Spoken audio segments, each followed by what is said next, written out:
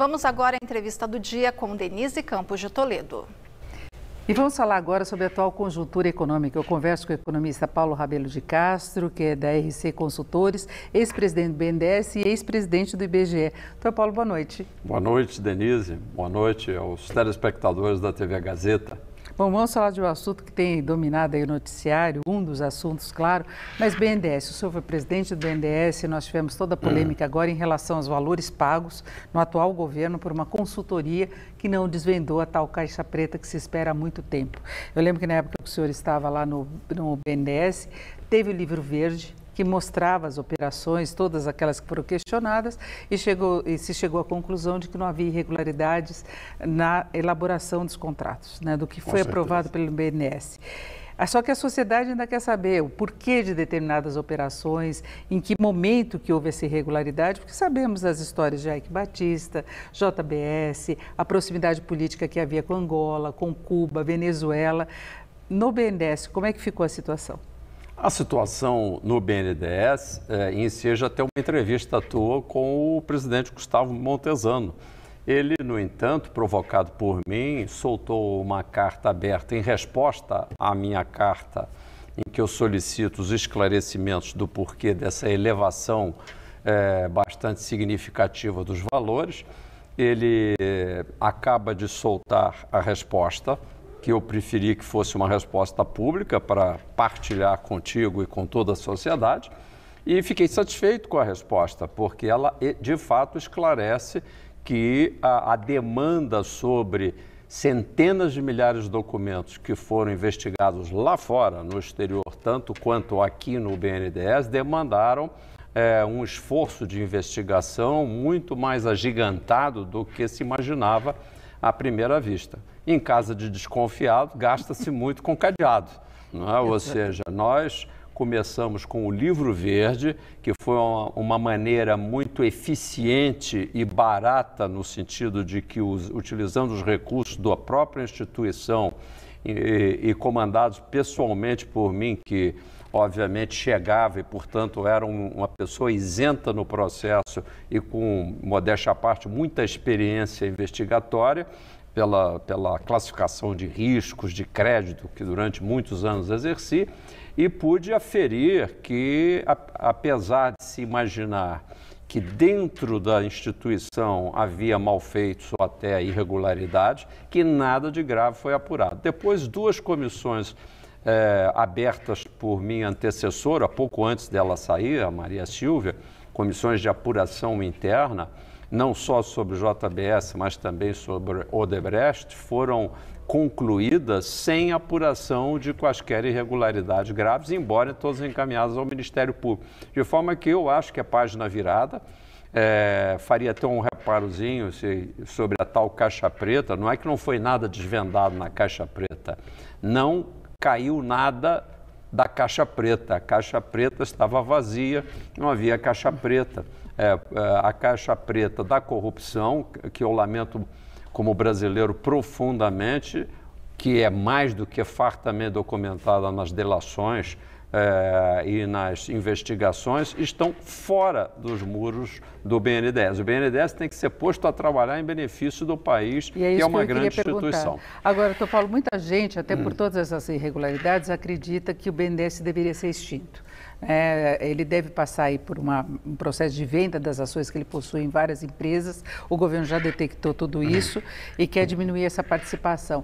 Mas desde que aconteceu isso, parece que o BNDES não conseguiu redefinir o papel que ele pode ter para a sociedade. O senhor acha que ele deve existir e qual seria a condição dele colaborar para a retomada de investimentos, retomada do crescimento econômico? O presidente Gustavo Montezano, na coletiva em que ele tratou do assunto da auditoria da Caixa Preta, esclarecendo tudo, ele também revelou ao final da entrevista, e o fez muito bem, de que a missão do BNDES vai se situar na orientação às necessidades da grande massa da população. E falando disso, falou de saneamento. Você pode imaginar que em pleno Rio de Janeiro nós estamos diante de uma gravíssima crise contaminação da água, contaminação da água, que revela a falta de sofisticação, eu diria até um pouco mais, né? A rusticidade absoluta com que é tratado um problema de abastecimento de um insumo que é absolutamente elementar na vida da população: saneamento, água e esgoto, assim como o meio ambiente. A minha proposta no BNDES foi, e ampliamos para 50% praticamente do valor total das operações naquele ano, orientadas para as micro, pequenas e médias empresas. Isso também não é divulgado. De forma que eu não acho que é uma perda de vocação. Mas tem uma atitude tímida. O BNDES é uma grande ideia. Agora, enquanto ele for acossado pelos seus executivos passarem uma boa parte do seu tempo só se defendendo de alegações nunca comprovadas, é óbvio que a instituição perde força. Aconteceu com o Joaquim Levy isso também, que foi demitido porque contratou uma outra pessoa. Sempre tem aquele caráter de fiscalização ideológica do que o BNDES poderia fazer. Com certeza. Né? Eu acho que, no entanto, essa desconfiança geral da população tem uma certa razão de ser, Denise. Nós estamos desconfiados de que nós não temos futuro. E não temos mesmo. Mas não é por causa desta ou daquela instituição, não é por causa desta ou daquela lei. Há algum tempo nós não temos um governo que se apresente com um plano de desenvolvimento razoavelmente bem costurado, com metas quantificadas que possam ser cobradas por você, por exemplo, que é uma grande entrevistadora na área econômica. As metas, por enquanto, têm sido mais contracionistas, por ajuste fiscal, por controlar e corrigir distorções que vieram. Agora, quando se fala em privatizações, concessões, retomada de investimentos em infraestrutura, não seria esse o caminho de crescimento hoje? Com certeza. O Brasil, ele deixou de realizar anos a fio, apesar dos esforços do BNDES, que cresceu justamente ocupando a lacuna que não era ocupada adequadamente pelo setor privado, e havia uma explicação. Conversamos tantas vezes, taxas de juros altas demais, taxas de juros... Hoje a taxa está baixa. Hoje ela está baixa, mas eu ainda tive a oportunidade de ir lá em Brasília dizer as taxas de juros no Brasil são pornográficas. Porque a pornografia, a corrupção, não é só aquilo que alguém leva para casa maldosa, maliciosamente. É aquilo que, muitas vezes, indivíduos com a melhor das intenções pratica de modo equivocado. Quer estrago maior do que um economista de cabeça torta no governo? Agora, Porque realmente nós hoje precisamos de bom senso, praticidade, eficiência e metas quantificadas para a gestão pública, tanto no plano federal quanto nos estados e municípios. Agora, com alguns avanços que nós tivemos, por exemplo, em termos de ajuste fiscal, claro que está longe do governo recuperar a capacidade de gerar superávit, continua no rombo, no vermelho. Mas déficit primário, o que é muito grave. Mas aí nós temos essa combinação de inflação baixa, a perspectiva de inflação continua baixa quando você pega um horizonte maior, juros básicos, o menor nível já registrado, fica aquela discussão se pode haver o corte adicional ou não pode, já agora na próxima semana. Nós temos uma certa retomada do crescimento, planos de privatização, concessões. O que faltaria nessa receita para a gente ter garantia de crescimento? Eu acho que a mãe de todas as reformas, e até saúdo os esforços do presidente da Câmara e do Senado, por estarem pensando em estabelecer agora mesmo, na próxima semana, uma comissão mista para fazer o quê? A discussão finalizadora de uma reforma tributária. A reforma tributária, Denise, ela é essencial porque sem ela, a empresa brasileira não tem competitividade. Nós precisamos utilizar expedientes como, por exemplo, o Simples Nacional, que o próprio nome denuncia que o resto é muito complicado, senão se chamava de Simples.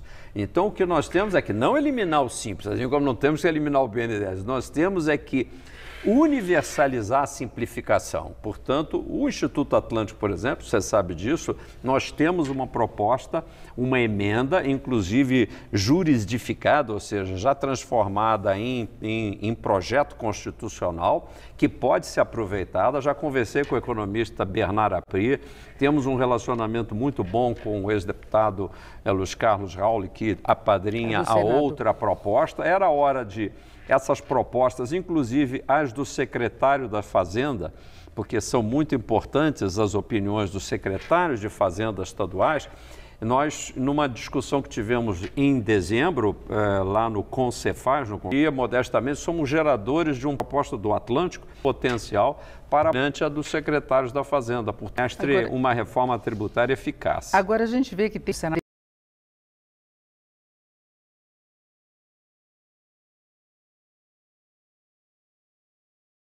Elas contemplam a fusão dos tributos, incluindo ICMS e ISS. Tem alguma diferenciação da forma como isso se daria? As da Câmara e do Senado contemplam a fusão dos tributos, incluindo ICMS e ISS. Tem alguma diferenciação da forma como isso se daria, especialmente na do Senado, né, que ela separa um pouco mais do que a da Câmara.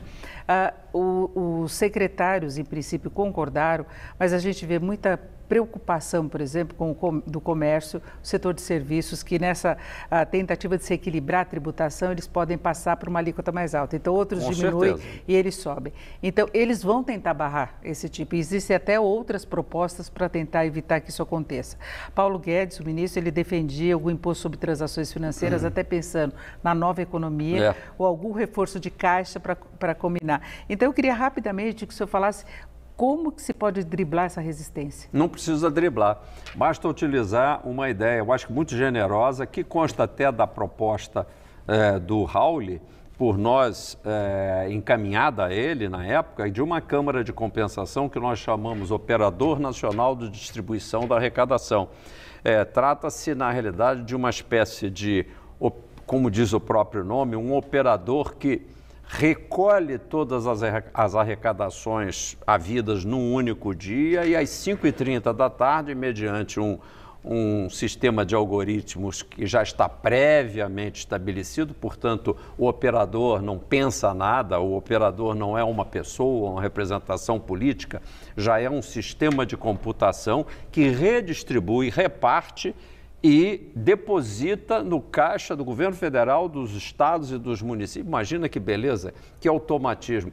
Todas as cotas partes previamente distribuídas, ultrapassando, portanto, essa discussão sobre quem ganha e quem perde. Não há nem ganhos nem perdas. Mas haveria uma tributação maior nos serviços. Não, pelo contrário.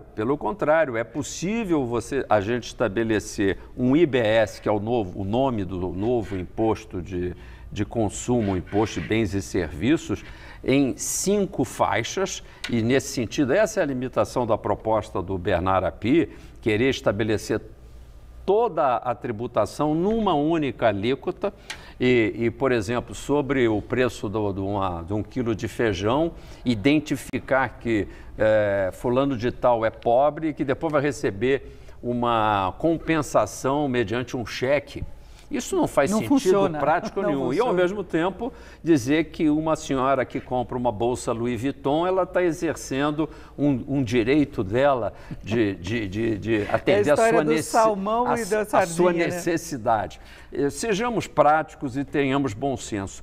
5 alíquotas, sendo que a mais reduzida estaria na faixa dos mesmos 5%, de forma cumulativa, ou seja, não se beneficiando de créditos, no entanto, e operaria, por assim dizer, o espelho do que era um antigo ISS. Então, essa questão, na hora que nós sentarmos, na hora que o presidente do Senado da Câmara nos chamar, nos convocar, o ONDA, o Operador Nacional de Distribuição de Arrecadação, viabilizará uma grande reforma tributária no Brasil e que, uma boa notícia, não vai precisar dos 10 anos que a proposta do API pede para conviver o IBS e o imposto seletivo com os tributos anteriores, que esse é o aspecto mais grave. Quando a população souber que, no dia seguinte ao início da reforma, nenhum dos tributos antigos vai ser eliminado, que nós vamos ter apenas mais tributos, aí realmente o pessoal vai ficar muito decepcionado. Bom, mas tem solução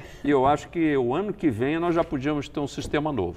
Chegamos ao final aqui. Eu conversei com o economista Paulo Rabelo de Castro, da RC Consultores, ex-presidente do BNDES e também do IBGE. Então, Paulo, muito obrigada. Eu é que agradeço a oportunidade de esclarecer alguns pontos. Muito obrigado, Denise.